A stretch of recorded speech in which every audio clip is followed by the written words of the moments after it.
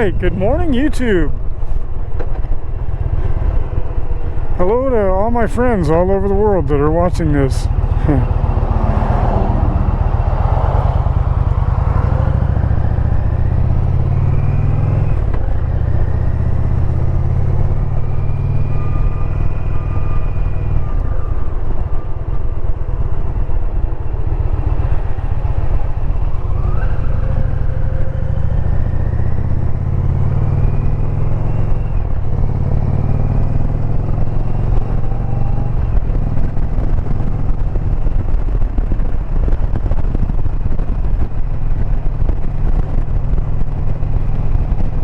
So, I guess I'll go into a little more of my history this morning.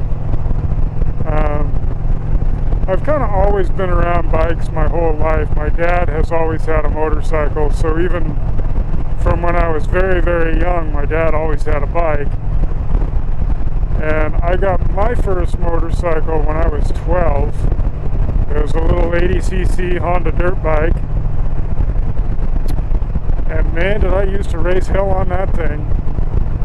I had, some little trails around the house and in the woods. I was very lucky.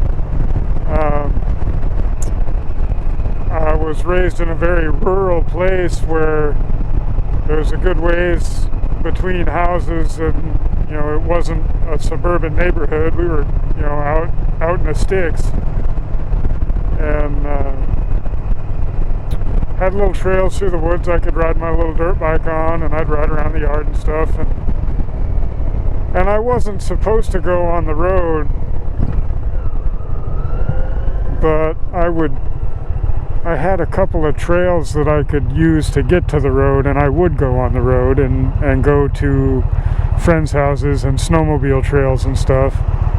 And I mostly stayed off the road, but I would go down the road to get to a snowmobile trail and take that to go visit friends, and I would ride dirt roads and stuff. And I never ever told my mom. Even to this day, I never ever told my mom that I used to do that. Because if she found out, she'd have blistered my ass. But now I'm in my 40s and she's 3,000 miles away, so if she's way over there and I'm way over here, I ain't scared of her. But then after I joined the military,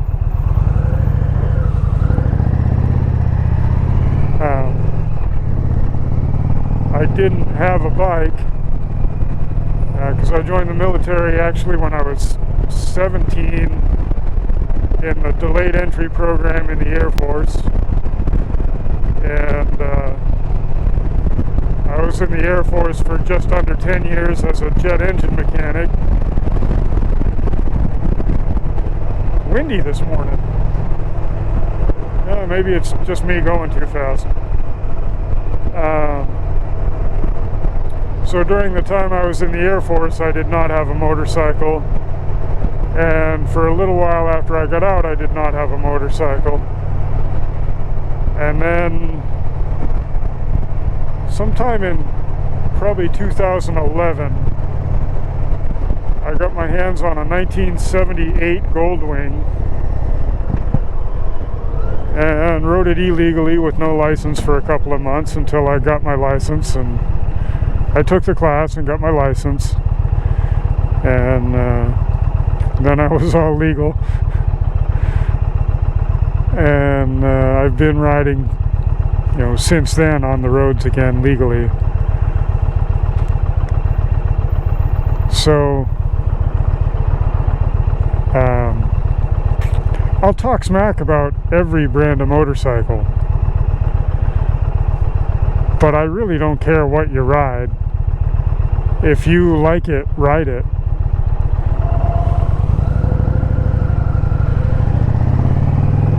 Because I've ridden, I had that Goldwing, and then I got a Fury, and I loved that Honda Fury, man. That thing was awesome. It was a great bike. And for having a big long front end on it and being all crazy looking, it actually handled really well. but it also sat really low, so it was really easy to scrape the pegs and drag the pipes and stuff in corners, and it would get high centered on speed bumps if I went through the wrong parking lot. But it was a great bike. I loved that bike, and had a lot of great rides on it. And then when I moved out here, it just wasn't comfortable for my wife to ride on the back on that with me when we were riding two up, and she was kind of terrified she was going to fall off. Well, the passenger seat wasn't much bigger than my hand, so I don't blame her. And there was no sissy bar or nothing.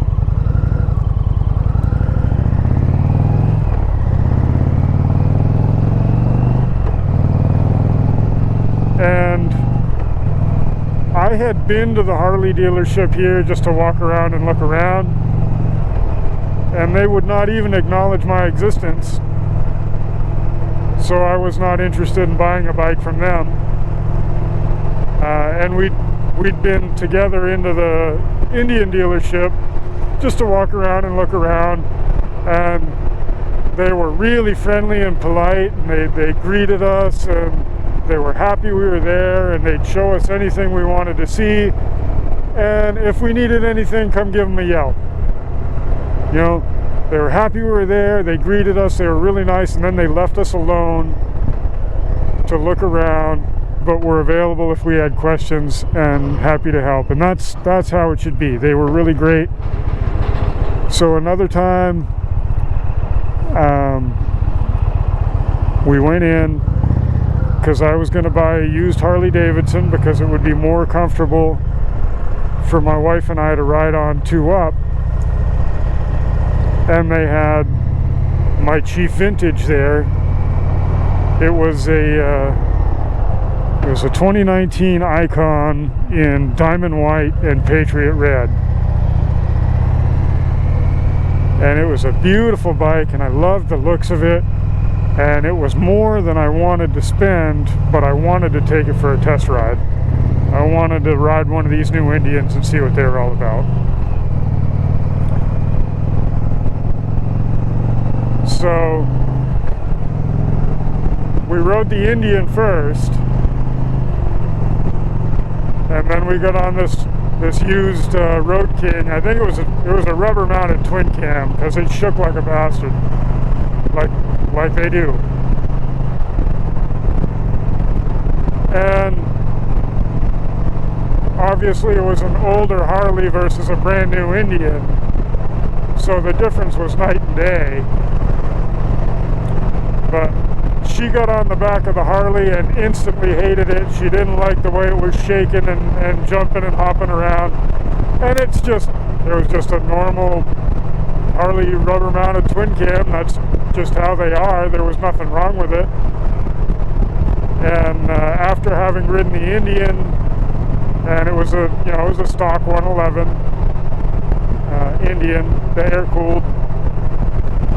After having ridden that, I got on the Harley, and the Harley felt really heavy in the handlebars. It felt kind of top heavy. The steering felt heavy, and it didn't have anywhere near the torque the Indian did. Plus it vibrated and shook and did, all the Harley things. So we bought the Indian. And then a few months ago, I traded that Indian in on this one.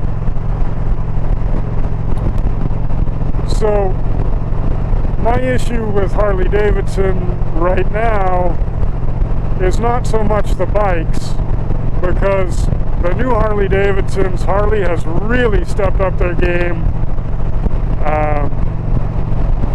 Indian has really made them step up their game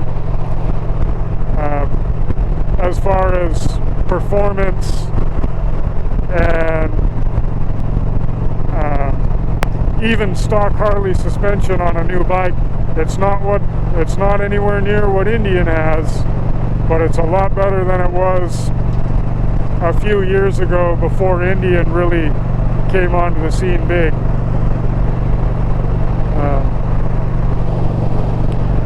So the competition has been good for Harley Davidson as far as their product. I think they still have a little ways to go.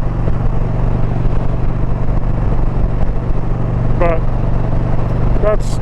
that's why I chose the Indian over the Harley Davidson.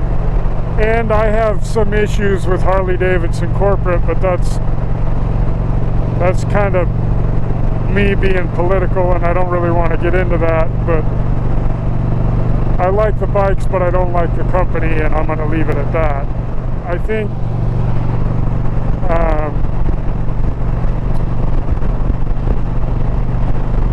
Indian's probably a more reliable machine. There's a lot of common issues on the Harley Davidsons that they can't seem to overcome. See a lot of problems with compensator sprockets and primary chain tensioners. A lot of problems in the primary on Harleys that are pretty common, and we're constantly in there working on those.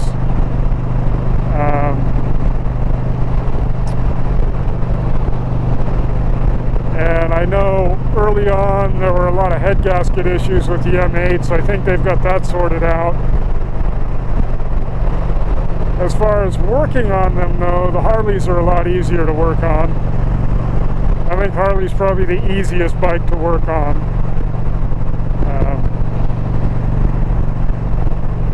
Because the Indian, you need to get into the transmission, you got to pull the engine out and split the cases. On a Harley, you just take off the primary, and in most cases you have to take off the exhaust, but not always, and you can get into the transmission. It doesn't take very long to get the gear set out of a Harley Davidson and rebuild the transmission if you need, if there's something going on in there, or if you need to replace a bearing or whatever. It's not the nightmare job it is on a lot of other bikes. Indians are built more like an Asian bike, where it's unit construction and it's all one big unit that contains the engine and transmission.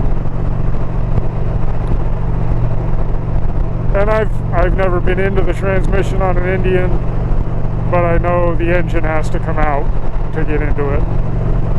It's a much bigger job. So Harleys definitely are easier to work on. The liquid cooled Harleys, the water pump is electric, and it's down on the bottom front of the frame, and it's just an electric water pump. It's super easy to replace if it should fail, versus most of your other water cooled bikes. It's engine driven, it's inside a case somewhere, and it's not an easy job.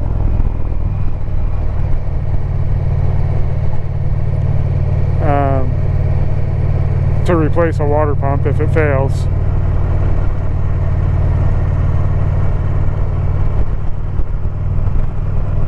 Usually if a water pump fails, it's going to start leaking. There'll be a drain hole that coolant will come out of somewhere, and that's your cue to replace it before a bearing lets go or something.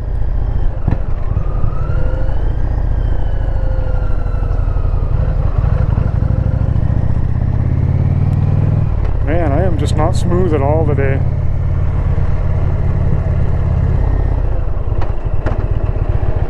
But yeah, so there's a little more about differences between Indians and Harleys. I'm a bit biased, but I prefer the Indian, so of course I'm going to say Indian's better, because it comes with much better technology, better suspension, better handling, lower center of gravity that gives you that better handling.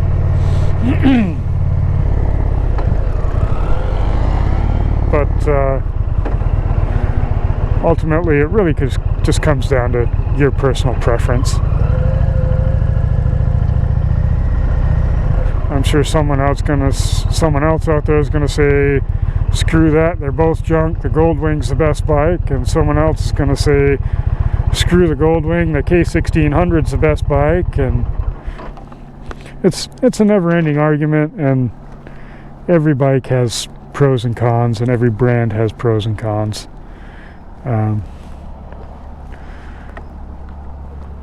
So again, it all kind of comes down to your personal preference, and some of it comes down to your riding style too.